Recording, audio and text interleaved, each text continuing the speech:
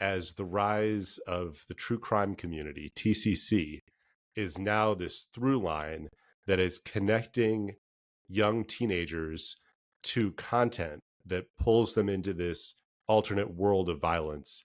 And ultimately, that can be something that gets them connected with ideology and motivation and other people who encourage them to commit a school shooting. And just to, explain how, serious this is not theoretical. The last 7 school shootings back to January 2024 all have connections to TCC.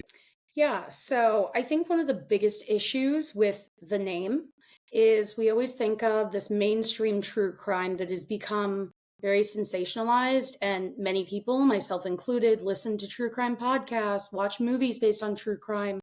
And I want you to, like the listener and anyone, to just think of it as TCC, because when we focus too much on the other one, people start getting it mixed up.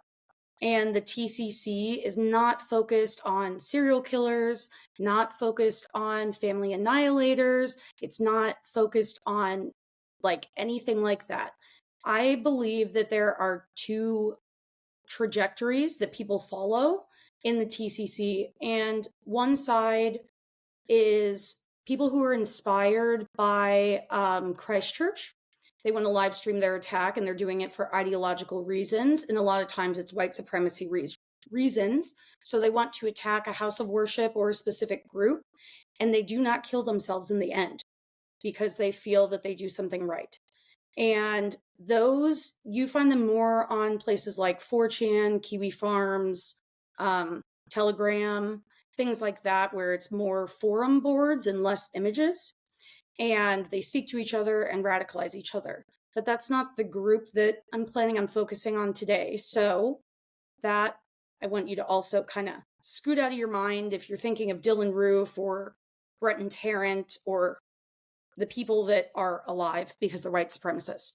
I want you to think more of the kids and young adults who are inspired by Columbine. And sometimes they attack houses of worship, but more frequently they're attacking some kind of school or a religious house of worship on the school.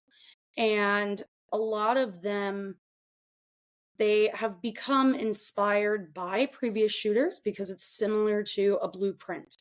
But before I scare everyone to death, I do just want to say that the TCC, probably 90% of the people on there will never, ever, ever, ever carry out an act of violence or want to. And 9 times out of 10, most of them I have seen, I would say they're at the greatest harm of harming themselves. A lot of them have eating disorders. They engage in self-harm.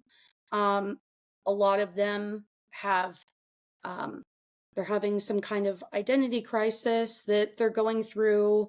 They are in foster care. They have a bad home life. And so just because you see a picture of Columbine on a kid's computer, I don't want you to think that that is an indication that they're planning on an attack for the school or wanting to hurt anyone. And so I want to show everyone different signs to look for, and I want you to stack it up. Like, not just one thing is going to be the indication that something is wrong. So the first slide is the senior or junior pictures of the Columbine shooters. I want people to know what their faces look like because sometimes they superimpose them on other things. But the way that I categorize people in the TCC is there's people who romanticize and sexualize the shooters. So maybe they came across their picture and they found them attractive, and that is how they got into the subculture. And they may only like 1 or 2 cases, and that is their ride or die, similar to some kind of character. So for this is one of the romanticizations. The person on the left is Dylan Klebold, and the one on the right is Eric Harris. They've added little flower crowns, little cute sayings, and they're really like romanticizing how they look. And so this is something that I see posted all the time.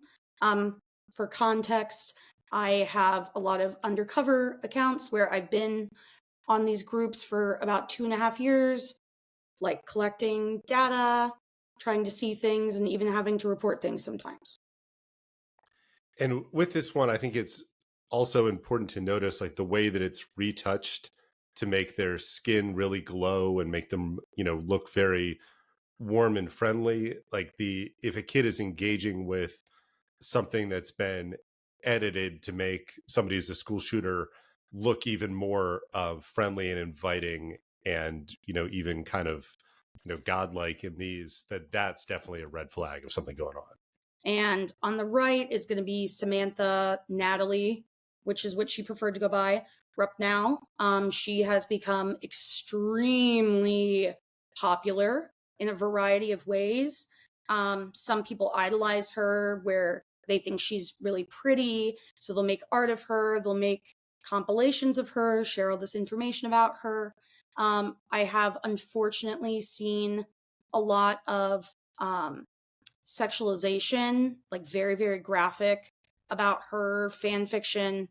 I don't condone what she did at all, but it is very disturbing to see so much sexual violent fan fiction written about a 15-year-old girl circulating online since female perpetrators are much more rare, and the fact that she was conventionally attractive. She's wearing a KDFDM shirt, which is a nod to Columbine. That was a band that they liked that is very much associated with them. So after we've gone through all these pictures, what can a parent do about this? What do you see as a clear warning sign? Like if this meme is posted, if this combination of memes is posted, what does a parent need to know and need to do? If you see them posting anything online that says that they condone, that's a huge indicator. Another indicator that I see a lot with the pathway is they've never, ever, ever, ever, ever written a handwritten journal. And then all of a sudden, they're in their room all night writing in a handwritten journal.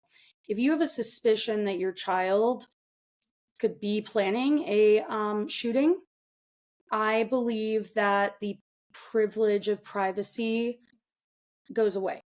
And you should look in their journal and make sure that they're not writing about being suicidal or wanting to carry out an attack, because that is something that a lot of times I feel was overlooked because parents don't want to overstep. But if you have a feeling or something happens, at the end of the day, this is your child and you need to step in and save their life. And they may be mad at you, and that's okay.